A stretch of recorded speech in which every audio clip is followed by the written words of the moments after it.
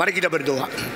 Bapa di dalam surga, kami berterima kasih pada hari ini sekali lagi hati kami penuh sukacita karena Tuhan hadir, Tuhan berbicara, Tuhan menggerakkan kami dengan cinta kasih yang dinyatakan melalui sengsara, penderitaan dan kematian Yesus Kristus di atas kayu salib untuk mengganti kami sebagai korban yang kekal. Kami berterima kasih, kiranya Tuhan bekerja di tengah-tengah kami. Dengar doa kami yang kami panjatkan dalam nama Yesus Kristus, penebus dan juru selamat kami yang hidup. Amin. Saudara-saudara sekalian, hari ini saya berbicara siapa yang dipilih Tuhan untuk boleh diselamatkan. Alkitab berkata kepada kita, kita tidak layak. Alkitab berkata kepada kita, kita tidak berperbuatan baik. Alkitab berkata kepada kita, kita tidak mempunyai karya yang berkualifikasi di hadapan Tuhan. Ini tiga hal adalah kondisi kita di hadapan Tuhan. Tidak layak, tidak berkebaikan, dan tidak kerja apa-apapun yang layak. Ini tiga hal menjadi dasar kita tidak boleh menerima anugerah Tuhan. Tapi Alkitab mengatakan anugerah adalah anugerah justru karena tiga hal ini. Kita tidak baik, kita tidak ada pekerjaan, kita tidak layak, maka anugerah diberikan kepada orang yang tidak layak, yang tidak boleh, tidak berkualifikasi mendapatkan apapun dari Tuhan. Ini semata-mata kemurahan Tuhan, anugerah Tuhan. Sebagaimana Tuhan berkata, aku akan mengasihani siapa yang dikasihani. Aku akan memberikan anugerah kepada siapa itu yang mendapatkan anugerah. Saudara-saudara, apakah kita adalah orang yang layak diterima oleh Tuhan? Tidak. Apakah kita adalah orang yang berjasa di hadapan Tuhan? Tidak. Apakah kita ada sesuatu kelebihan sehingga Tuhan memerlukan kita? Sama sekali tidak. Paulus berkata, hari ini saya menjadi manusia seperti ini adalah semata-mata anugerah Tuhan saja. Saudara-saudara sekalian, di dalam kitab suci, minggu terakhir Yesus sebelum naik ke atas kayu salib, dia berada di Yerusalem untuk kali kelima. Saudara-saudara, atau dari permulaan kali ke-6. Kali pertama Yesus ke Yerusalem, dia adalah bayi yang berumur 8. Yesus dibawa oleh bapak ibunya menuju ke Yerusalem, lalu dia disunat. Saudara-saudara, hari ke-8 Yesus ke kota Yerusalem, dan di situ pertama kali Yesus mengalirkan darah pada waktu dia disunat. Orang Yahudi hari 8 disunat. Kenapa bukan hari 7, bukan hari ke-9, bukan hari ke-10, bukan hari ke-12, angka 1, angka 3, angka 4, angka 7, angka 10, angka 12, angka 144. Ini semua adalah angka-angka, nomor-nomor yang paling penting di dalam kitab suci.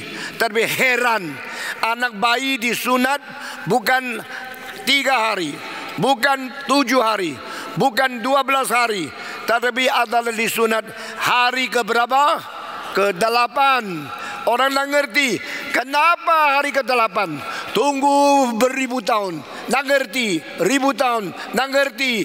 Setelah 3.500 tahun, baru di London ada seorang dokter medis menemukan hari 8, satu-satunya hari yang paling cocok untuk mensunat anak bayi. Lalu ditanya kenapa? Karena dia bilang waktu kita di dalam perut sudah mulai ada nadi, mulai ada jantung, mulai ada edaran darah. Tapi darah masih menjadi bayi di dalam rahim, itu sangat sedikit itu plasma yang mengandung bahan mencegah pendarahan. Lalu lahir hari pertama, hari kedua, hari keempat, hari kelima, naik terus, naik terus. Sudah naik sampai hari kelima, hari keenam turun lagi, hari ketujuh turun lagi, hari 8 naik lagi sampai menjadi paling banyak. Lalu sesudah itu hari ke-9 turun lagi, 10 turun lagi, sehingga hari 8 adalah hari mengalirkan darah paling cepat berhenti. Bayi umur hari ke-8 adalah hari yang paling tidak bahaya mengalirkan darah. Waktu itu disunat, darahnya keluar, dia teriak sakit, tetapi sesudah itu darahnya cepat sekali berhenti. Sesudah itu hari-hari selanjutnya tidak sebanyak itu. Siapa yang tahu? Musa tidak tahu, papa mama tidak tahu, dokter yang sunat tidak tahu. Tidak ada orang tahu. Yang tahu cuma satu, yaitu Tuhan Allah yang menciptakan manusia. Saudara sekalian, orang yang tidak mengkakukan imannya dan tidak membebal imannya, dia harus sadar hanya Alkitab dan iman Kristen yang menjadi inspirasi terbesar mendorong ilmu pengetahuan di seluruh dunia. Saudara-saudara sekalian, penemuan ini bikin orang Kristen lebih yakin kitab suci adalah diwahyukan oleh Tuhan. Karena 3000 tahun yang lalu tidak ada kedokteran modern, tidak ada medis, tidak ada pengobatan, tidak ada penganalisa, tidak ada X-ray, tidak ada segala macam alat yang paling canggih seperti sekarang. Dari manakah orang Israel mengetahui hari ke-8 paling cocok? Karena itu adalah pimpinan Tuhan. Hari ke-8 jarang ditulis di dalam kitab suci, tapi hari ke-8 engkau sunat akan anak bayimu. Karena itulah paling tidak bahaya. Puji Tuhan. Kenapa hari ke-8? Hanya Tuhan yang tahu. Melalui menyunat anak bayi hari ke-8, banyak orang gugah firman Tuhan. Kitab suci adalah diwahyukan oleh Tuhan Allah sendiri. Saudara, jangan menghina kitab suci. Tak mungkin manusia maju terus mendapatkan kitab lebih dari kitab ini lagi. Ini satu-satunya kitab di dalamnya menyimpan semua rahasia kebenaran yang paling tinggi, paling tepat, paling sempurna. Karena kitab suci adalah firman Tuhan. Saudara-saudara sekalian, semenjak tahun 40-an penemuan medis mengenai beberapa hal yang penting dalam kitab suci, kita lebih kagum, kita lebih hormat kepada kitab suci sebagai firman Tuhan. Nah, saudara-saudara sekalian, pada waktu Yesus kali kedua ke Yerusalem, waktu itu dia umur 12. Umur 12 Yesus dibawa oleh orang pergi ke Yerusalem. Saudara-saudara, kapankah orang Yahudi mulai mengikuti pelajaran Taurat? Mulai umur 5. Semua anak umur 5 dibawa ke sekolah Yahudi yang namanya rumah sembahyang, dan bahasa Greka sinagoge. Di dalam rumah sembahyang, anak kecil mulai menghafal kitab, membaca akan Taurat, dan menghafalkan ayat-ayat yang paling penting sampai 7 tahun. Nah, 1 tahun kira-kira lebih 280 jam yang dipakai untuk belajar kitab. Lebih dari gereja Katolik sekarang, lebih dari Protestan sekarang, lebih dari sekolah Kristen sekarang. Kalau sekarang sekolah minggu 1 jam, 1 tahun cuma 52 jam.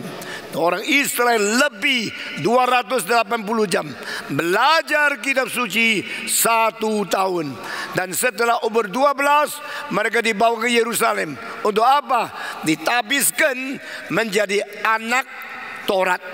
Nah, ini tidak pernah ada negara manapun yang ketat seperti ini. Kalau di Amerika, di Eropa, di Indonesia, umur 18 atau umur 21 baru bertanggung jawab kepada hukum. Sebelum 18 dianggap itu teenagers, dianggap masih adolescents, dianggap masih anak remaja. Sehingga kalau salah, ampuni, sebab dia belum mengerti hukum. Umur 18, umur 21 ditetapkan oleh hukum daripada dunia. Tapi Tuhan Allah bilang tidak.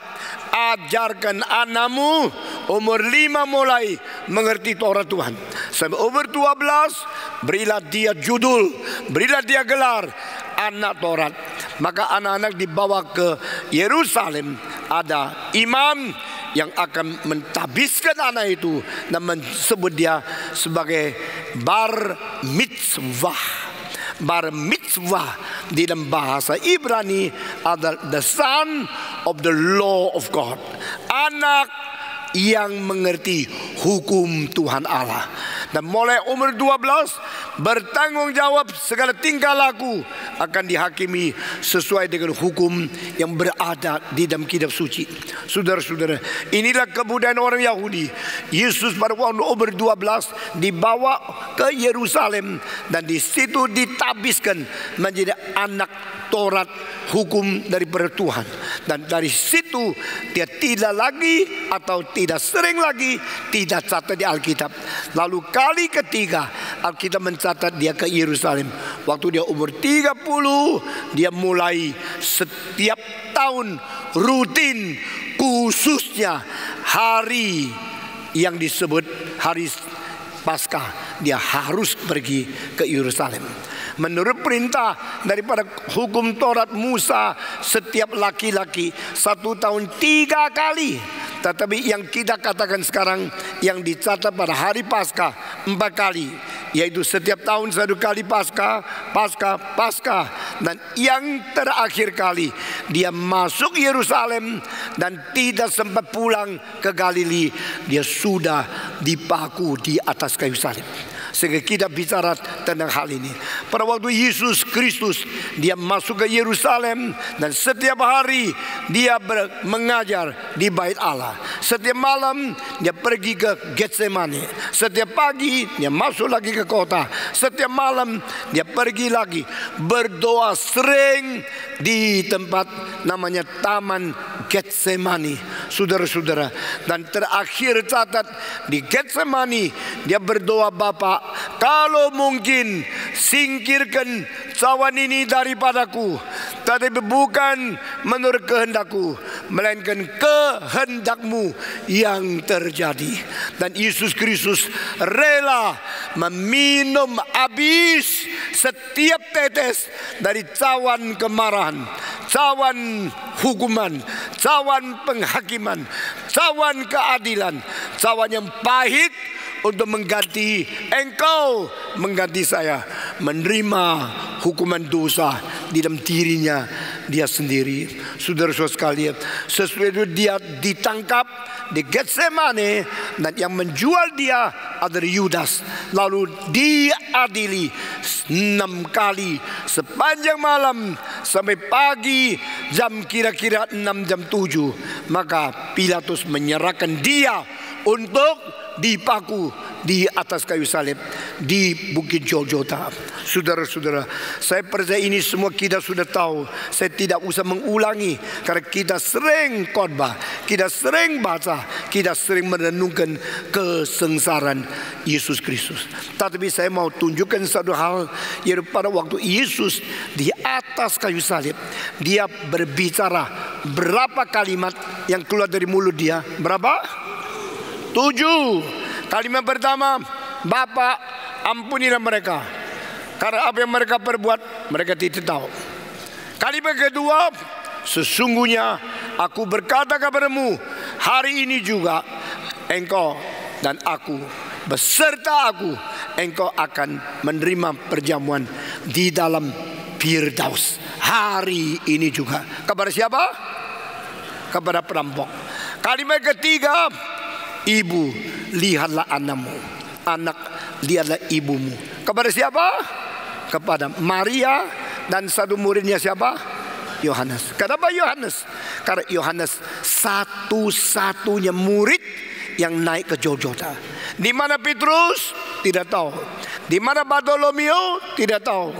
Di mana Yakobus? Tidak tahu. Di mana Thomas? Tidak tahu. Di mana Nathaniel? Tidak tahu. Di mana Matius? Tidak tahu. Murid-murid lain semua kabur, semua hilang. Hanya murid yang paling muda, murid yang paling kecil, dia hatinya tidak tega.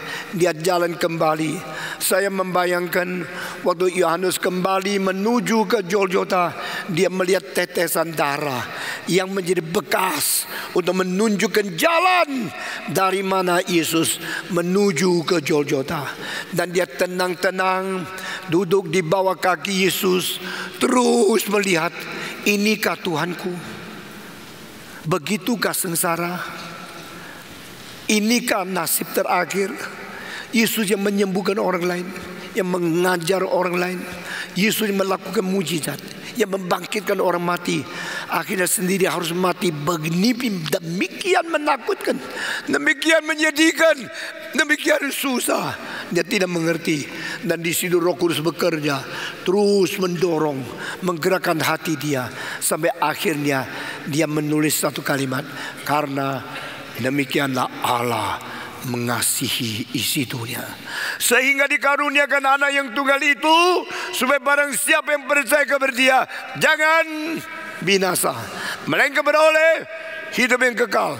Kalimat yang begitu agung, nas Alkitab yang begitu anggun, bukan ditulis dari para Rasul Paulus, bukan ditulis dari Rasul Petrus, tetapi ditulis oleh Yohanes. Apa sebab? Karena dialah satu-satunya murid yang berada di bawah salib, melihat bagaimana Yesus mati di atas kayu salib. Pengalaman dengan Yesus Kristus, pengalaman melihat Yesus bagaimana disalibkan, itu penting sekali untuk menjadi dasar kita mengabarkan Injil. Karena engkau mengetahui dia bagaimana mati bagi engkau. Engkau mempunyai pengalaman dia bagaimana menderita sengsara mengganti kita. Saudara-saudara sekalian, maka lihatlah ibumu, ibu, lihatlah anakmu. Mulai hari itu Yohanes membawa ibunya tinggal bersama dia sampai meninggal dunia. Apakah Maria tidak ada anak lain?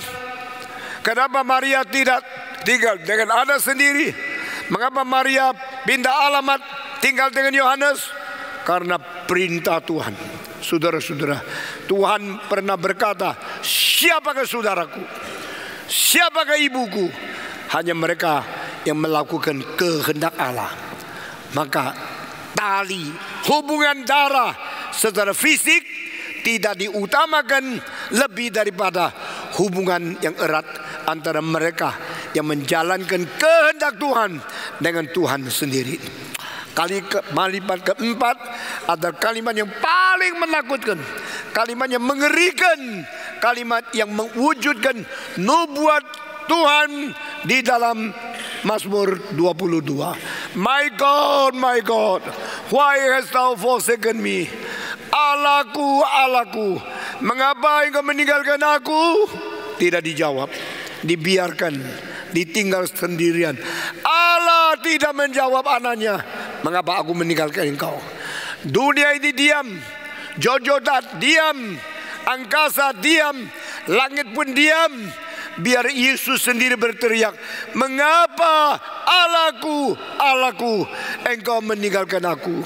Dan kalimat kelima, Yesus mengatakan satu kalimat, genaplah. Artinya sudah selesai, sudah sempurna, sudah mencapai titik akhir jalanku. Tetelestai. Kalimat ke-6, aku haus. Kalimat ke-7, Bapa, aku menyerahkan nyawaku di dalam tanganmu. Persis jam 9 dia dipaku, persis jam 3 dia menghembuskan napas terakhir, dan dia menganggukkan kepala, lalu dia mati meninggalkan dunia. Saudara-saudara, hari ini saya mau mengambil satu hal yang paling penting di dalam 7 kalimat ini. Kalimat yang kedua. Kalimat kedua dibicarakan kepada siapa? Bukan kepada muridnya, bukan kepada orang-orang yang mengikut dia, bukan kepada mereka yang cinta dia, sampai hantar ke atas kayu salib. Bukan, dia bicara kepada satu orang yang semua orang membenci, semua orang maki, semua orang tidak senang dan marah kepada dia. Dia adalah seorang perampok. Saudara-saudara sekalian, mengapakah Yesus Kristus mati? Dia termasuk menyelamatkan perampok yang di pinggirnya dia ini. Karena ini adalah tujuan Allah mengirim Yesus ke dalam dunia. Allah mengirim anaknya ke dalam dunia. Kristus Yesus turun menjadi manusia untuk menyelamatkan orang berdosa. Kristus Yesus turun ke dalam dunia untuk menyelamatkan orang berdosa. Sebagaimana Yesus Kristus berkata dalam Lukas pasal 5:32, I come not to call upon the righteous man, I come to call upon the sinners to repentance. Aku bukan datang mencari dan memanggil orang benar. Aku datang memanggil orang berdosa supaya bertobat. Ini tujuan Tuhan Allah. Allah kirim Yesus turun ke dalam dunia bukan mencari orang benar, bukan mencari orang hebat, mencari orang berjasa. Justru Yesus datang mencari dan menyelamatkan yang tersesat, yang berdosa, yang jahat, yang tidak layak. Inilah penginjilan. Saudara-saudara, banyak pendeta tidak suka besuk orang miskin, orang jahat. Paling suka khusus membesuk orang kaya. Saudara-saudara, bertobatlah kamu. Karena Yesus datang bukan mencari orang kaya, bukan mencari raja, bukan mencari orang yang berjabat tinggi, bukan mencari muka, bukan mencari kemuliaan. Dia datang mencari orang-orang yang dibenci, yang berbuat jahat, yang dimaki, yang dimarahi, yang dibuang oleh masyarakat. Saudara-saudara, Tuhan datang mencari yang hilang. Tuhan datang ke dunia mencari yang tersesat. Tuhan datang mencari orang yang tidak dicintai oleh orang lain. Yesus menyelamatkan salah satu orang, yaitu perampok.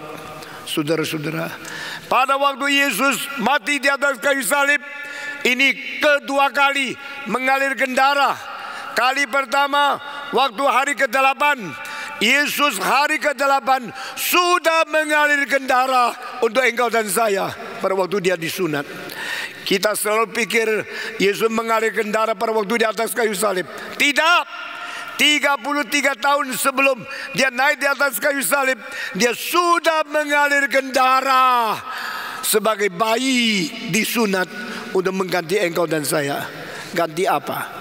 Ganti kita yang tidak bisa menggenapi tuntutan Taurat. Pada waktu Yesus dilahirkan ke dalam dunia, dilahirkan di bawah perempuan yang namanya anak darah Maria, dilahirkan di bawah Taurat yang harus menjalankan segala tuntutan yang ditulis di dalam kitab Taurat daripada Musa. Saudara-saudara, di dalam Taurat menuntut bayi laki-laki harus pada hari ke-8 disunat. Yesus sudah menggenapi tuntutan Taurat di mana engkau tidak bisa, saya tidak bisa. Dia sudah mengalir darah bagi engkau dan saya pada waktu masih 8 hari dilahirkan. Dan sesudah itu tunggu sampai umur 33,5 tahun, dia dicambuk, dia dimakotai dengan mahkota duri, dan dia dipaku di atas kayu salib. Darah Yesus mengalir dari kepala, dari tangan, dari kaki, dan setelah mati ditusuk rusuhnya. Air mengalir seperti darah dan campuran air, gumpalan keluar daripada jantungnya. Ini membuktikan jantung dia sudah sungguh-sungguh pecah karena kesedihan dan sengsara yang tanggungnya. Pada waktu Yesus kalimat terakhir berteriak, "My Father, I put my life into your hand." Dia teriak lalu mati. Saya mau tanya, orang sebelum mati masih kuat teriakkah? Setelah teriak langsung mati. Kenapa? Ini satu teka-teki. Why Christ shout loudly and he immediately died. Saudara-saudara, ini membuktikan hidup dia diberikan secara inisiatif oleh Yesus Kristus sendiri. Di dalam Yohanes dia mengatakan, no one takes my life. Tidak ada seorang yang bisa mengambil nyawaku. Aku berhak memberikan nyawaku. Aku berhak pula untuk menerima nyawaku kembali. I have the right to give my life. I have the right also to take back my life. Maka ayat di mana dia berkata, Bapa, aku menyerahkan nyawaku ke dalam tanganmu. Langsung dia mati, putus. Hembusan napas terakhir, dia meninggal dunia. Karena apa? Dia inisiatif memberikan hidup. Memberikan hidup untuk mati bagi kita. Yesus Kristus yang inisiatif turun dari surga. Yesus Kristus yang inisiatif rela taat kepada Bapa. Yesus Kristus yang inisiatif rela sengsara. Yesus Kristus yang rela inisiatif mati begitu pedih di atas kayu salib. Semua adalah karena dia mencintai engkau, mencintai aku, mentaati Tuhan, dan rela menjadikan diri penebusan bagi orang banyak. Sebagaimana dia berkata di dalam pertemuan yang terakhir, dia mengatakan, inilah tubuhku yang ku pecahkan bagimu. Lakukan ini senantiasa demi mengingat akan aku. Sekarang saya tanya, darah Yesus dialirkan mengganti orang berdosa. Nyawa Yesus diberikan untuk menebus keturunan Adam yang berdosa. Pada waktu darah itu keluar dari tangannya, dari kepalanya, dari dadanya, dari kakinya, setetes untuk menebus dosa kita.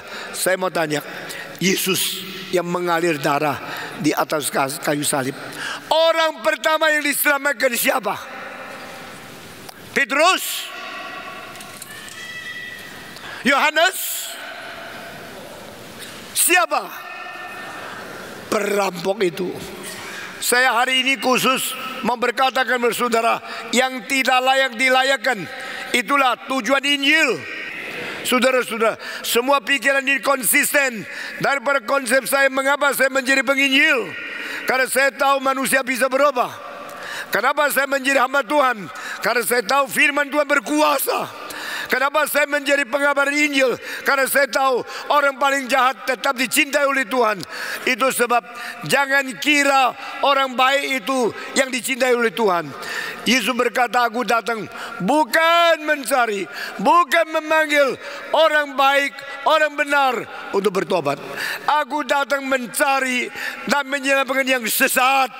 Aku datang memanggil dan meminta mereka bertobat yang berdosa. Itu sebab semenjak Yesus mengalirkan darah di atas kayu salib, orang pertama yang dibersihkan dosanya, orang pertama yang diselamatkan jiwanya, orang pertama yang ditebus melalui darahnya, itu bukan orang Farisi, bukan orang baik, bukan rasul, bukan orang-orang imam, bukan orang-orang scribe, orang-orang yang menulis kitab suci, tapi ada perampok yang membunuh, membakar, memperkosa, yang berbuat segala macam kejahatan. Itulah sasaran Injil. Saudara-saudara, gereja tidak bisa bertumbuh karena kita hanya menunggu orang kaya masuk gereja. Cilakalah engkau kalau engkau menjadi pendeta hanya mengharapkan orang kaya, orang baik masuk gereja, tapi engkau tidak mempunyai cinta kasih kepada orang jahat, orang berdosa, dan menyelamatkan mereka. Yesus berkata, I come to call upon the sinners for the repentance. Aku bukan mendatang mencari dan memanggil orang benar. Aku datang memanggil, mencari orang berdosa supaya mereka bertobat. Hei pendeta-pendeta, penginjil-penginjil, setelah pulang dari Kin, berubahlah hatimu, mulai mencintai mereka yang brengsek, mencintai mereka yang mencuri, mencintai mereka yang merampok, mencintai mereka yang berzina, mencintai mereka yang melacur, mencintai orang yang berjudi, mencintai mereka yang mabuk-mabuk, supaya ada pertobatan yang massal dari orang Indonesia kembali kepada Tuhan. Amin. Saudara-saudara, sudah lama kita berarah yang kurang jelas. Sudah lama kita geser daripada tujuan Yesus Kristus. Gereja mana yang mengirim orang ke penjara? Gereja mana yang menginjili pelacur? Gereja mana yang pergi membawa orang perampok kembali kepada Tuhan? Sudah lama malas, menyeleweng, dan tidak peduli isi hati Tuhan. Saudara-saudara, kadang ada orang yang memperhatikan sekelompok yang dilupakan, saya terharu. Kadang orang yang memperhatikan sekelompok yang berjahat, saya terharu. Dan saya suka melihat orang berdosa kembali kepada Tuhan. Karena Yesus pada waktu dipaku di atas kayu salib, waktu darahnya mengalir, orang pertama yang diselamatkan bukan orang baik, tapi perampok yang jahat sekali ini. Pada waktu perampok itu baru dinaikkan di atas kayu salib, dia mulai pakai pandangan umum menilai Yesus. Siapa kamu? Kamukah bukan kawan saya? Bukan partai kami? Karena di salib sini katanya kamu anak Allah. Mulai dia mencemooh. If you are the son of God, why you don't save yourself? Jika engkau anak Allah, kenapa engkau tidak menyelamatkan diri? Lalu perampok seberang sana mengatakan, benar, kamu bisa menyelamatkan orang lain, tidak bisa menyelamatkan diri. Jika Allah berkenan kepadamu, biar Allah datang menyelamatkan engkau. Yesus dicemooh, Yesus difitnah, Yesus diserang, Yesus diejek, Yesus diumpat, Yesus ditertawakan oleh perampok-perampok. Bahasa aslinya plural, berarti yang di kanan, yang di kiri, semua dua-dua menyerang Yesus. Yesus adalah yang paling tersendiri sebatang kara di dalam seluruh alam semesta. Dia sudah ditolak oleh orang Yahudi, dilupakan oleh murid-muridnya. Tidak ada satu yang kembali ke Golgota kecuali Yohanes. Sekarang ditertawakan, diejek, disindir, diserang, dimaki-maki, dicemooh, diolok-olok oleh orang Yahudi, dan juga diserang oleh kedua perampok. Siapa tahan sengsara begitu besar?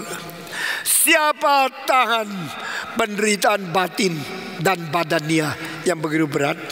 Tetapi Yesus Kristus dengan tenang seperti domba dibawa ke tempat disembelih, tidak membela diri, tidak berkata-kata melawan, tidak menjawab semua ejekan.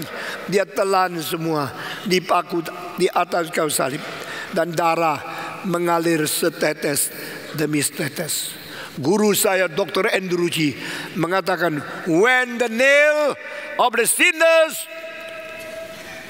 in the hand of Jesus Christ, at the same time the blood in the body of Christ flow out to save, to cleanse the sins of those who oppose him. Pada saat paku itu menusuk masuk ke dalam tubuh Kristus, saat yang sama darah mengalir keluar untuk mengampuni mereka. Inilah Tuhan.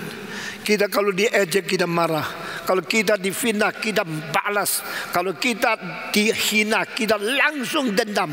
Tapi Tuhan Yesus tidak. Orang mengatakan kalimat mengancam dia, mempermalukan dia, dia diam, dia menerima, sambil mengalirkan darah untuk mengampuni orang yang berdosa. Mari kita belajar dari Tuhan kita. Mari kita mengenal bagaimana menjadi seorang yang mau menolong orang lain. Seorang juru selamat telah menjadi contoh dari zaman ke zaman, menjadi teladan setiap orang Kristen sepanjang sejarah. Yesus mengalirkan darah bukan untuk orang baik, tapi untuk orang jahat, dan paling jahat perampok ini. Itulah sebab dia mengatakan, Father, forgive them, because what they are doing they do not know. Bapa, ampuni mereka, karena apa yang mereka perbuat mereka tidak tahu. Ini kalimat pertama, Bapak. Kalimat terakhir, Bapak. 7 kalimat, yang di tengah-tengah kalimat 4 bukan Bapak. Sudah perhatikan, Father, kalimat pertama. Father, kalimat terakhir. Father, forgive them. Father, I put my life in your hand. Bapak, Bapak. Kalimat keempat, my God, why have you forsaken me? Mengapakah kalimat pertama Bapak? Kalimat terakhir Bapak? Karena dia adalah utusan Allah Bapak untuk menggenapi rencana dari awal sampai akhir. Perjalanan seluruhnya ditempuh dengan sempurna. Yesus Kristus melakukan kebajikan, menggenapi kebajikan. He create and He accomplish. He start and He finish. Dia adalah Alpha, adalah Omega. Dari titik permulaan aku turun dari surga ke dunia. Aku telah berkata, ya Allahku, aku datang untuk menggenapi kehendak-Mu. Segala perkara tentang aku sudah tertulis di dalam gulungan kitab-Mu. Sudah membaca di dalam Mazmur 40 dan dikutip dari situ, ditulis di dalam Ibrani 10 ayat ke-7. Pada Kristus datang ke dunia, dia langsung berkata, Allahku, I come to accomplish your will. My events have been written in the scroll of your scripture. Aku datang menjalankan kehendak-Mu. Hal-hal tentang hidupku sudah tertulis di dalam kitab gulungan-Mu. Saudara-saudara, Bapak, Bapak. Kalau ayat kalimat pertama Bapak, kalimat terakhir Bapak. Kenapa kalimat keempat Allahku, Allahku? Selain menggenapi nubuat daripada Mazmur pasal 22, dimulai dengan my God, why hast thou forsaken me? Dibicarakan oleh Daud 1000 tahun sebelum Yesus datang ke dunia. 1000 tahun sebelum dipaku di atas salib. Raja Daud telah mendapatkan inspirasi dari Roh Kudus, mengetahui apa yang akan pasti terjadi kelak di dalam diri Yesus Kristus. Nubuat Alkitab di dalam perjanjian lama menuju fakta yang pasti terjadi di dalam perjanjian baru. Selain itu, Yesus berkata, my God, why hast thou forsaken me? Allahku, Allahku. Karena apa? Karena dia mengetahui dia sekarang bukan dia status anak Allah. Dia bukan status the son of God. Dia adalah status the son of man. Karena Allah tidak mungkin mati. Yesus kalau bukan manusia tidak mungkin mati. Yesus kalau bukan Allah tidak mungkin bangkit. Justru untuk mungkin mati dan setelah mati mungkin bangkit, dia harus sekaligus manusia, sekaligus Allah. Anak manusia, anak Allah. Dua sifat di dalam satu pribadi Yesus Kristus. Itu sebab dia adalah anak Allah, dilahirkan oleh Allah Bapa sebelum dunia diciptakan. Dia adalah anak manusia, dilahirkan pada saat inkarnasi. To be son of God and also at the same time to be son of man. The son of God is the nature of deity. The son of man the nature of humanity. Dia mempunyai sifat ilahi dan sifat manusia. Itu sebab 7 kalimat. Kalimat pertama, Bapakku, Bapakku. Kalimat 7, Bapakku. Karena di dalam seluruh rangkaian ini, dia adalah anak Allah yang diutus oleh Bapa turun ke dalam dunia dan menjadi anak manusia. Dari mana kita mengetahui dia sekaligus mempunyai sifat manusia? Karena kalimat keempat, dia tidak teriak Father, dia teriak my God, my God. Karena dia adalah manusia, maka dia baru bisa mati. Karena dia manusia, baru bisa mengganti manusia yang berdosa. Karena dia manusia, maka waktu dia menanggung dosa, dibuang oleh Allah. Anak Allah yang adalah manusia sekarang dibuang oleh Allah Bapa di surga, melihat sebagai manusia yang menanggung semua dosa seluruh umat manusia. Allah meninggalkan dia. Saudara-saudara, kita bersyukur kepada Tuhan. Semua rahasia sifat ilahi yang tersimpan dalam sifat manusia yang berada mendampingi sifat ilahi sebagai mediator di hadapan Allah. Yesus mewakili seluruh umat manusia. Di hadapan manusia, Yesus mewakili kuasa Tuhan Allah. Dan dia berkata, aku mengampuni dosamu. Dia berkata, biarlah engkau malam ini bersama dengan aku di Firdaus. Dia bersifat ilahi, memberikan janji yang besar, tapi bersifat manusia, mungkin dibuang oleh Tuhan Allah sebatang kara tersendiri di atas kayu salib. Saya mau tanya, mengapakah Yesus menyelamatkan pertama setelah mengalirkan darah orang berdosa yang besar? Ini menjadi sesuatu janji, menjadi sesuatu pasti, menjadi sesuatu berkat. Setiap zaman pekabaran Injil tidak boleh melalaikan orang yang jahat. Sepanjang sejarah, gereja harus berani, tidak peduli dosa berapa besar, tidak peduli hati nurani berapa kejam, menegur dosamu. No matter how deep is your sin, how terrible is the rebuke of your conscience. Saudara-saudara, dosa berapa besar, hati nurani bagaimana kejam menegur, tidak ada satu dosa terlalu besar sehingga darah Yesus tidak bisa menyelamatkan. Amin. Saudara-saudara, tidak ada satu orang dosanya terlalu besar sehingga Yesus tidak bisa menyelamatkan. Tidak ada dosa yang terlalu berat sehingga Roh Kudus tidak memberikan hidup yang baru. Darah Yesus sanggup membersihkan semua dosa dari setiap orang yang berbuat jahat di hadapan Tuhan. Jikalau waktu Roh Kudus bekerja di hatimu, engkau sungguh-sungguh rendah, sungguh-sungguh jujur, sungguh-sungguh rela, sungguh-sungguh dengan hati yang murni bertobat, maka Alkitab mengatakan, jikalau kita mengakui dosa kita sendiri, maka Allah itu setia dan adil, sehingga mengampuni segala dosa kita, membersihkan kita dari segala kejahatan. Itu sebab orang inilah orang pertama yang diampuni Tuhan. Dan sekarang saya meneruskan dengan para perampok ini menjadi orang Kristen. Perampok ini mengatakan satu kalimat, dia berubah. Tadi mencemooh, tadi menyindir, memarahin, maki-maki dan menghantam, melawan Yesus Kristus. Tapi pada waktu Yesus buka mulut mengatakan kalimat pertama, dia sama sekali hancur hatinya. Father, forgive them. Bapa, ampunilah mereka. Lalu dia mengetahui, there will be no such kind of man in the history of mankind. Di dalam sejarah manusia tidak pernah ada orang bisa mengampuni dosa orang jahat, orang memaku dia seperti Yesus Kristus.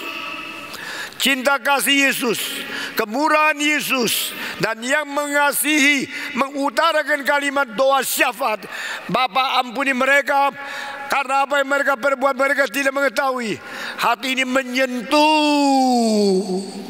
perampok ini sedalam-dalamnya sehingga dia mulai melihat. Nah, kalimat di bawah ini perhatikan, yang dia lihat bagi saya keagungan yang melampaui Petrus, Yakobus, Yohanes dan semua murid yang lain. Di dalam seluruh kitab suci, siapa akan mempunyai iman paling besar? Bagi saya bukan Paulus, bagi saya bukan Petrus, bagi saya bukan orang-orang suci yang lain. Orang beriman paling besar adalah perampok yang diselamatkan Yesus sejak darah dia dialirkan untuk menjadi penebus. Saudara-saudara, mengapakah Stephen Tong begitu tegas, begitu berani mengatakan dia mempunyai iman yang paling besar? Biasanya orang beriman kalau sudah melihat sesuatu yang ajaib, sesuatu yang anugerah, sesuatu yang berkuasa, sesuatu yang mendapatkan faedah bagi dia. Tapi saya mau tanya, waktu perampok ini dipaku di atas salib, Yesus memberikan faedah kepada dia? Tidak ada. Yesus menurunkan dia? Tidak. Yesus meringankan sakitnya? Tidak. Yesus memberikan mujizat, membereskan dia, membebaskan dia. Tidak. Yesus tidak melakukan apa-apa di atas diri perampok ini. Sekarang kalau engkau bilang, Tuhan, saya mau percaya kepada engkau, sembuhkan saya dulu. Tuhan, saya mau percaya kepada engkau, bikin saya kaya dulu. Tuhan, kalau engkau kasih saya dapat lotre, saya beriman ke gereja. Kurang ajar kamu. Engkau memperalat Tuhan, memanipulasi anugerah Tuhan, dan bukan beriman sungguh-sungguh. Cilakalah pendeta-pendeta yang merusak motivasimu, yang berkata kepadamu, datang kepada Tuhan, engkau akan menjadi kaya, engkau beri 1 juta, Tuhan kembalikan 10 juta. Itu tipuan dari setan. Tidak ada ajaran perpuluhan yang dibalikkan seperti ini. Ajaran perpuluhan yang Tuhan berikan engkau berapa? 1/10 harus engkau kembali kepada Tuhan. Karena milik Tuhan harus kembali kepada Tuhan. Amin. Barang siapa yang tidak berikan perpuluhan kepada Tuhan, ini ada perampok di dalam gereja. Meskipun pakai jubah pendeta, tetap perampok. Saudara-saudara, saya bicara sama anggota saya tidak suka bicara tentang keuangan. Tapi kalau saya bicara, saya akan gigit engkau dengan gigi besi. Karena perintah Tuhan, engkau harus jalankan. Perpuluhan bukan punya engkau. Perpuluhan bukan persembahan. Aku memberikan persembahan, perpuluhan kepada Tuhan. Nonsense. That is God's, not yours. How can you offer God's thing to God? Bagaimana engkau memberikan persembahan daripada yang memang miliknya Tuhan? Saudara-saudara, setelah perpuluhan kembali kepada Tuhan, di dalam 90% yang kau miliki, kau berikan sebagian untuk Tuhan. Itu baru beres. Saudara-saudara, kenapakah banyak gereja menerima persembahan pada waktu permulaan sebelum khotbah? Saya tidak mau jalankan itu. Karena orang belum dengar firman, sudah minta uang. Itu tidak beres. Ada orang bicara sama saya terbalik dengan apa yang kita dengar hari ini. Jangan sampai selesai banyak yang sudah pulang. Tadi uangnya sudah bisa diambil. Cepat-cepat ambil dulu, tidak bisa lari kok. Karena dia belum dengar khotbah. Justru saya terbalik. Saya bilang setelah dengar khotbah, dapat anugerah oleh Tuhan, yang mau pulang-pulang, yang mau beri persembahan-persembahan, itu adalah tanda engkau ucap terima kasih.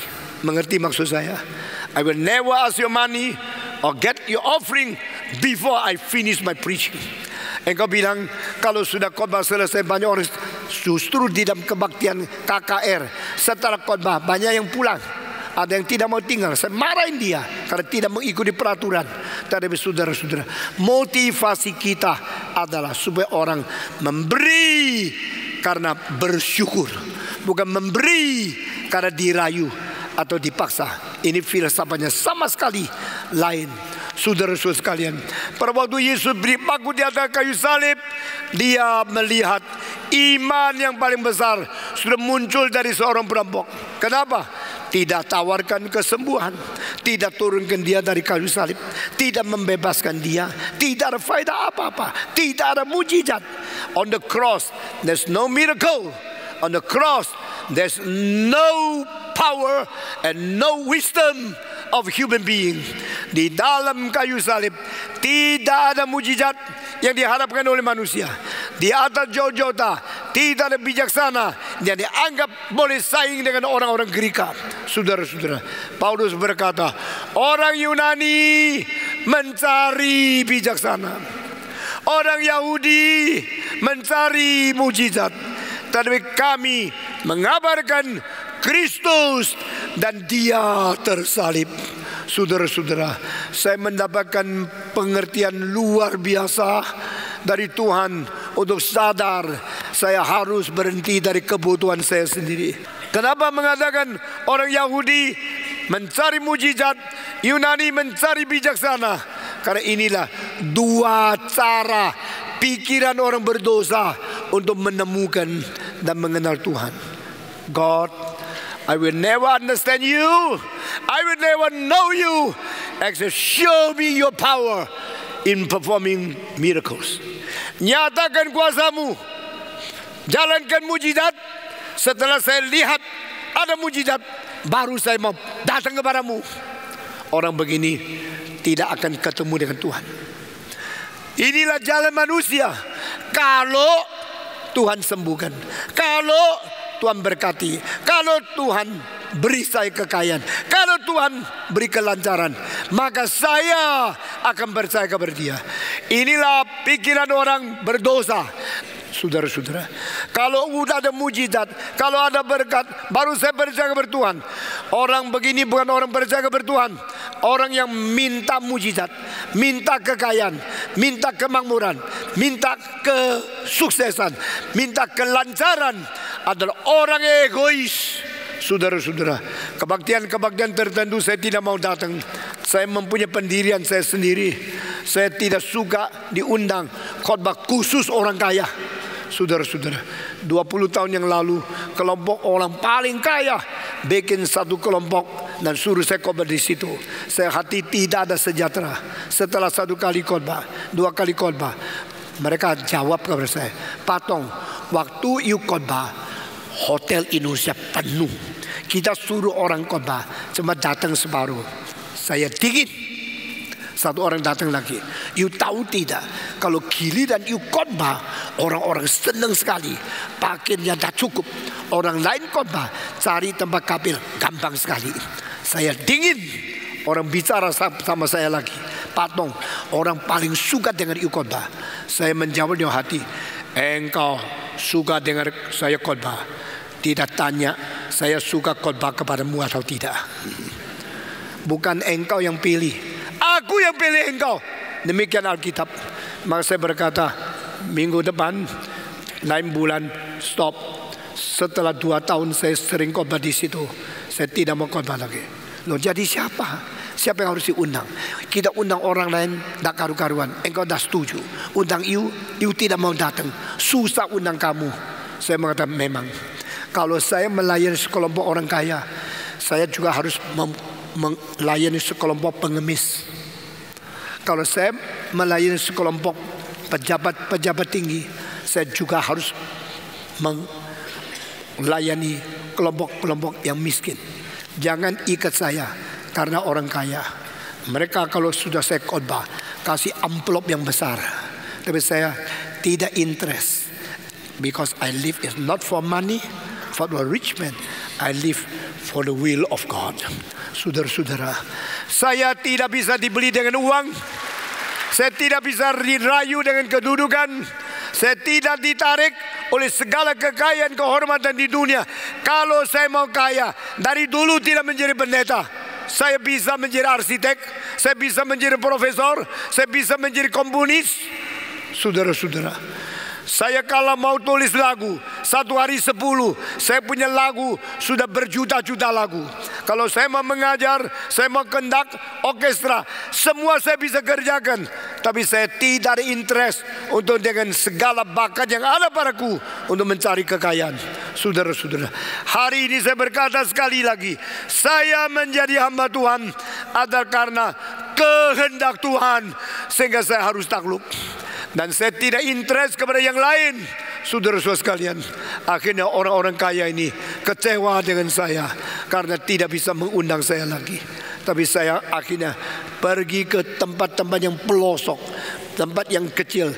Setiap tahun harus 2 bulan ke tempat yang paling miskin untuk mengingat saya hanyalah hamba Tuhan yang remeh saja. Yesus Kristus melihat orang seperti perampok ini, dia dihibur. Karena apa? Di Yudea, di Yerusalem banyak orang kaya, tapi Yesus tidak tertarik. Dan Yesus melihat orang ini sungguh-sungguh beriman. Bagaimana mengetahui dia beriman? Karena dia percaya kepada Yesus Kristus. Tidak ada hubungan dengan kekayaan yang Tuhan berikan, kesembuhan yang Tuhan berikan, mujizat yang Tuhan lakukan, atau segala janji yang indah-indah yang boleh diperoleh oleh dia.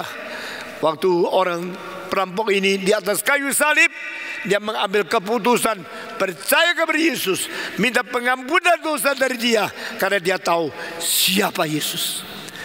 Siapakah Yesus?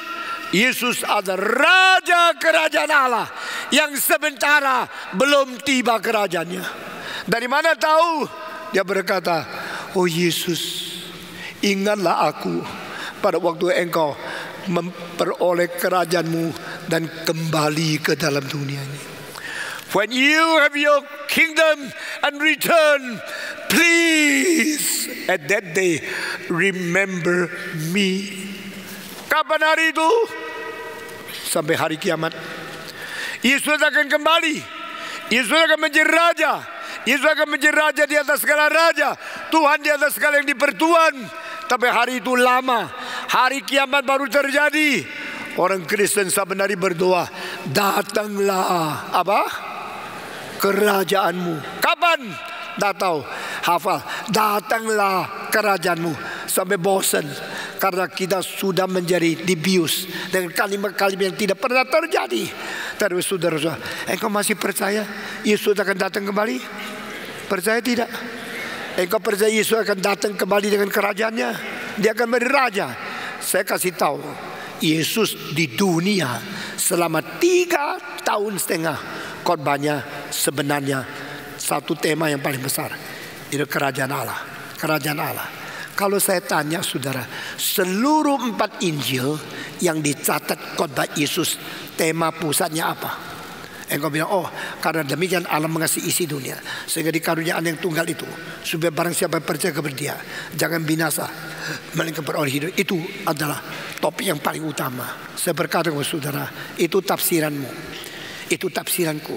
Tapi kitab suci mengatakan Yesus ke kota-kota, desa-desa, memberitakan kerajaan Allah. Topiknya ada kerajaan Allah. Kenapa? Orang Israel ditindas oleh Romawi. Orang Israel dijajah oleh orang luar negeri. Mereka mengharapkan cepat-cepat tiba kerajaan Allah. Come, oh the kingdom of God, come. Itu sebab pada waktu Yohanes Pembaptis berkata, bertobatlah kamu karena kerajaan Allah sudah dekat. Mereka langsung mengerti dan mereka kira kerajaan Allah sudah mau datang. Maka mereka bertobat. Tetapi kerajaan Allah sampai hari ini belum wujud sempurna tiba, karena Yesus belum datang kembali. Lalu yang betul-betul mengerti Yesus raja di atas kerajaan Allah itu siapa? Petrus tidak ngerti, Paulus tidak ngerti, Yohanes tidak mengerti. Khususnya sebelum Paulus, murid-murid sampai Yesus naik ke atas kayu salib, tidak ada satu yang ngerti. Mereka kira kalau Yesus masuk Yerusalem dijadikan raja, kerajaan Allah sudah sampai.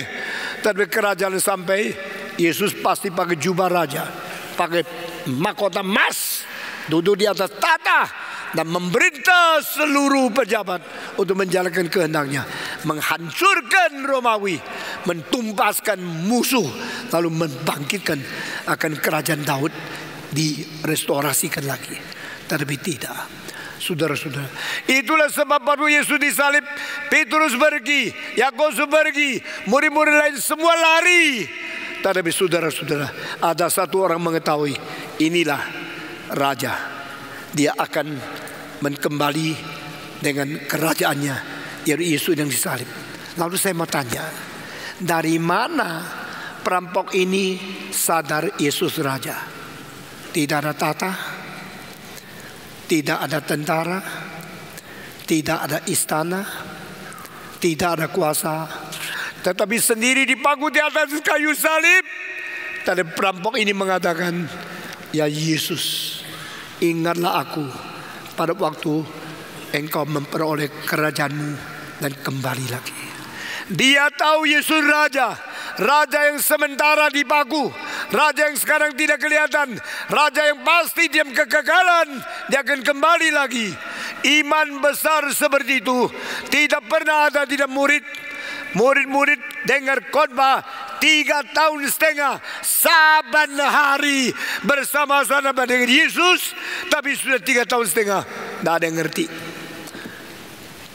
Hati Yesus hancur.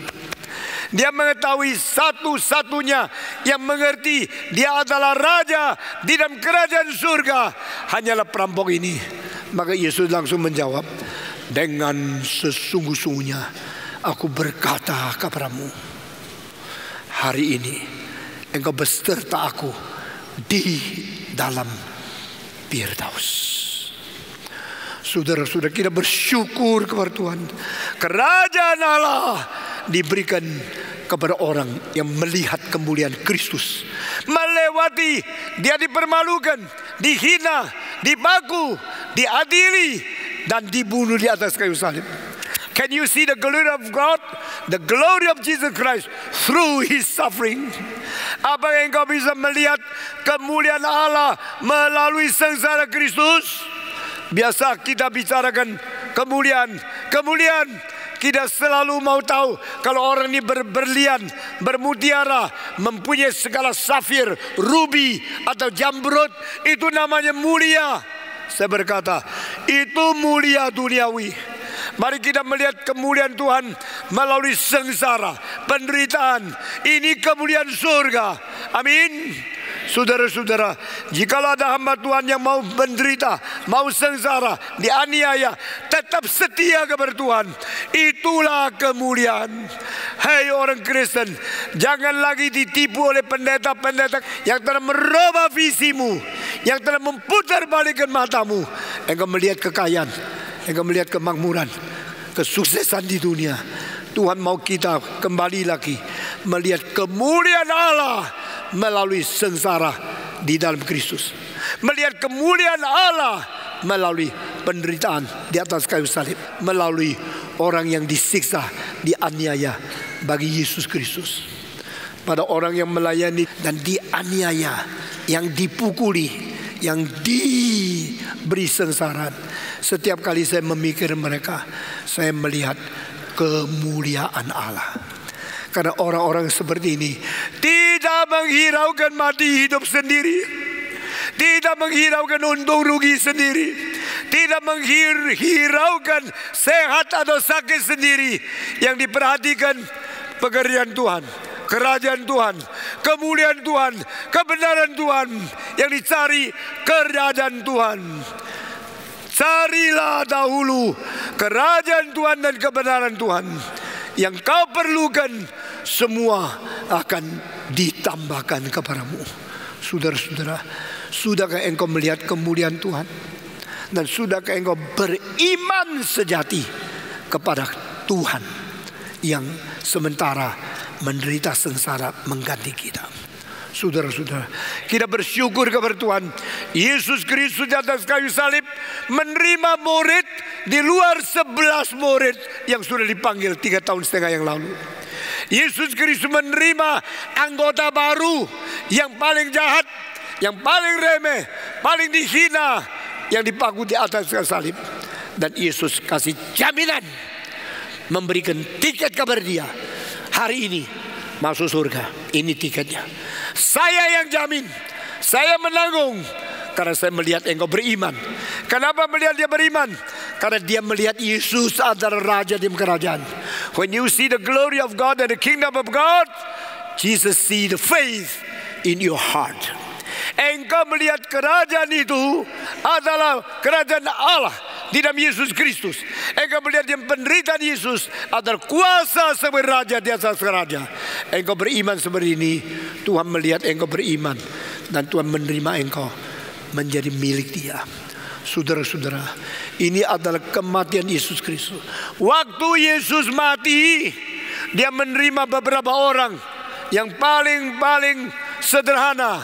Pertama, menerima Maria Betania yang memberikan minyak narwastu kepada dia untuk mewakili imam besar mentahbiskan dia menjadi juru selamat.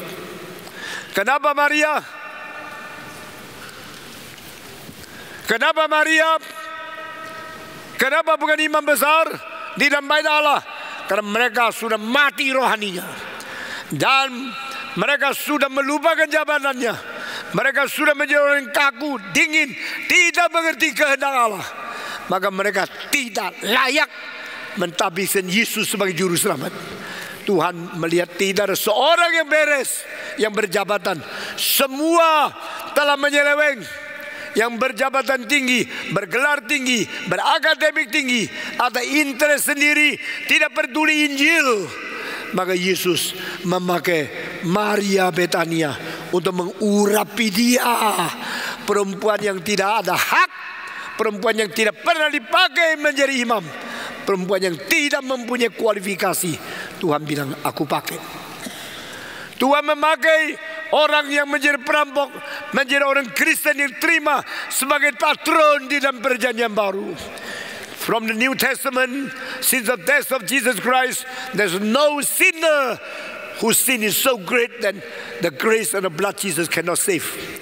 Tidak ada orang berdosa yang dosanya terlalu besar sehingga darah Yesus tidak sanggup membersihkan dia. Perempuan dari Betania berhak menjadi imam. Perampok di atas kayu salib berhak masuk ke dalam kerajaan surga.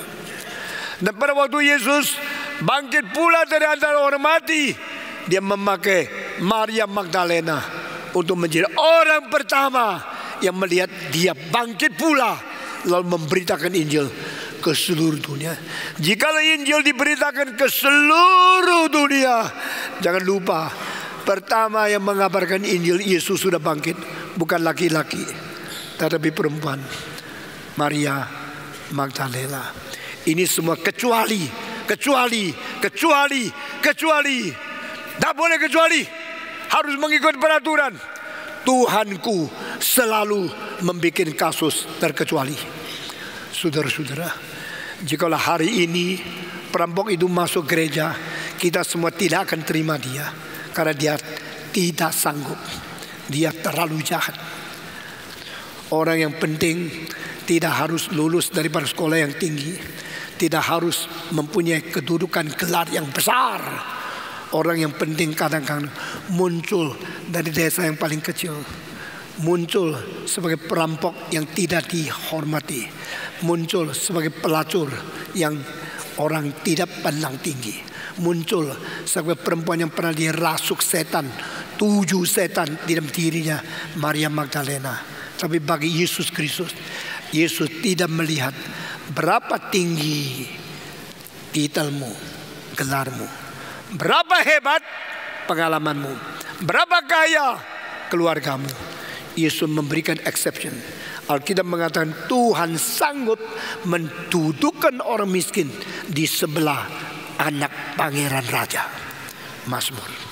Tuhan sanggup mengangkat orang yang paling miskin berhadapan dengan orang yang paling tinggi jabatan di dunia. Saudara-saudara, saya tahu seperti apa yang Paulus berkata di dalam 1 Korintus pasal 1. Kita dipilih oleh Tuhan. Yang kaya tidak banyak, yang berbijak tidak banyak, yang berkuasa tidak banyak. Kita dipilih oleh Tuhan. Banyak dari keluarga yang miskin, yang kurang pintar, yang tidak bergelar tinggi, bukan rumah orang kaya. Justru keluarga orang kaya, sedikit anak yang menjadi hamba Tuhan. Saya berkata kepada saudara, dunia mendengar Injil justru dari mulut orang-orang, anak-anak orang miskin. Saudara-saudara, Paulus berkata, kita yang dipilih oleh Tuhan, di antara kita yang kaya sedikit, yang berbijaksana tinggi sedikit, yang mempunyai kuasa sedikit, yang mempunyai pangkuan jabatan yang tinggi sedikit. Dan pada waktu seorang timpang duduk di luar pintu bait Allah, minta-minta uang, Petrus melewati situ. Tolong, kasihan saya. Petrus menjawab apa? Emas dan perak saya tidak mempunyai, tetapi yang saya punyai adalah nama Yesus. Demi nama Yesus engkau berdirilah sekarang. Orang itu berdiri. Saudara-saudara, hamba Tuhan boleh tidak ada uang, boleh miskin, boleh tidak ada gelar, boleh tidak kaya, tapi hamba Tuhan tidak boleh tidak ada kuasa di dalam nama Yesus Kristus. Amin. Saudara-saudara, jika engkau tidak kaya, tidak apa-apa. Engkau tidak ada gelar, tidak apa-apa. Engkau tidak kaya, tidak pintar, tidak apa-apa. biar Engkau tuntut. Di dalam kini ini biarlah saya mempunyai kuasa di dalam nama Yesus Kristus. Stephen Tong pada waktu umur 17, belum lulus SMA, belum universitas, belum pernah ke luar negeri, bukan anak orang kaya, cuma naik sepeda, tidak ada kelakson apa-apa, pakai ting-teng. Saya pakai sepeda motor pada waktu saya menjadi hamba Tuhan, tidak ada klakson elektronik. Saya pakai pipu seperti orang yang jual ketuk lindri. Itu saudara-saudara, saya orang hamba Tuhan yang miskin, tapi saya tidak pernah minder, karena di dalam hidup saya ada penyertaan Tuhan. Amin. Di dalam khotbah saya ada nama Tuhan. Di dalam jiwa saya ada kuasa Roh Kudus. Kemana saja saya tidak bersandar kepada manusia, bersandar kepada Tuhan. Saudara-saudara, hari ini saya segera menutup khotbah ini. Tuhan tidak memandang bulu. Tuhan tidak memilih umat yang kaya dan yang bijak. Tuhan bisa memilih orang dari paling miskin, paling desa kecil, paling biasa. Tidak berbijak, tidak berkekayaan, tidak berkuasa, tidak berpolitik, tidak mempunyai kemampuan apa-apa, tapi engkau sungguh-sungguh berdoa, sungguh-sungguh bersandar kepada Tuhan, dan demi nama Yesus Kristus dan Injil Yesus Kristus, pergilah ke seluruh dunia, kabarkan Injil, menangkan jiwa-jiwa di tangan setan, rebut mereka kembali ke dalam kerajaan Allah. Amin. Tuhan memberkati kita masing-masing. Mari kita tunduk kepala dan kita masuk di dalam doa. Saya minta semua berdiri dan semua buka suara, berdoa kepada Tuhan. Saya berterima kasih, darah-Mu dialirkan. Orang pertama yang Kau selamatkan justru adalah perampok. Saya juga mau menjadi pekabar Injil. Tidak peduli orang itu berapa jahat, berapa rusak, berapa berdosa. Saya percaya Tuhan mempunyai kuasa, sanggup menyelamatkan dia. Tolong Tuhan, pakai saya menjadi hamba-Mu yang setia. Saya minta semua orang buka suara berdoa. Berdoa langsung kepada Tuhan. Minta Tuhan memakai engkau, minta Tuhan memenuhi engkau dengan kuasa Roh Kudus. Mari kita berdoa. Semua buka suara berdoa. Semua berdoa. Bapa di dalam surga, kami berterima kasih karena hari ini engkau berkata-kata kepada kami. Engkau memberikan teladan bagaimana Kristus mencintai manusia. Kristus menyelamatkan orang berdosa. Kristus tidak memandang bulu. Dan Kristus rela melihat orang beriman dan memberikan keselamatan kepada dia. Kami berterima kasih Tuhan, karena engkau demikian mencintai kami. Engkau tidak membuang kami. Engkau tidak meninggalkan kami. Engkau rela memberikan kami kembali kepada engkau untuk menerima berkat yang besar. Dengar doa kami Tuhan. Kami serahkan semua ke dalam tangan-Mu. Nyatakan kuasa dan kemuliaan Tuhan di tengah kami. Berkati kami dan jadikan kami orang menuntut kuasa, mencari muka Tuhan, mencari akan segala kehadiran Tuhan, sehingga kami boleh dipakai oleh Tuhan. Dengar doa kami yang kami panjatkan dalam nama Yesus Kristus, penebus dan juru selamat kami yang hidup. Amin. Mari kita berdoa, Tuhan memberikan bijaksana sehingga kita mengetahui bagaimana tidak menghina, tetapi bagaimana berani mempunyai hati yang lapang, jiwa yang besar, kuasa yang berdasarkan firman dan Roh Kudus untuk menembusi hati orang lain, membawa Injil kepada mereka. Sekarang saya minta semua berdoa untuk siapa yang harus kita selamatkan, siapa yang harus kita kabarkan Injil, biar Tuhan nyata, Tuhan pimpin, sehingga kita tidak menjadi orang Kristen yang menyia-nyiakan anugerah Tuhan. Mari kita berdoa bersama-sama. Semua buka suara berdoa. Bapa di dalam surga, kami berdoa untuk sasaran yang kami akan beritakan Injil kepada objek-objek orang-orang yang kami akan temui. Kiranya Tuhan memberikan kekuatan, pandangan kejeli dan mata kami yang tajam, boleh melihat siapakah yang menjadi sasaran, siapa yang menjadi tujuan penginjilan kami, dan kami boleh sungguh-sungguh dengan hati yang lapang, dengan jiwa yang besar, dengan ketajaman daripada pengertian tentang Tuhan untuk membawa manusia kembali kepada Tuhan. Dengar doa kami Tuhan. kami serahkan semua ini ke dalam tangan Tuhan, sehingga hari depan kami berbuah lebat untuk memuliakan nama Tuhan. Dalam nama Yesus Kristus, penebus dan juru selamat kami yang hidup, kami sudah berdoa. Amin.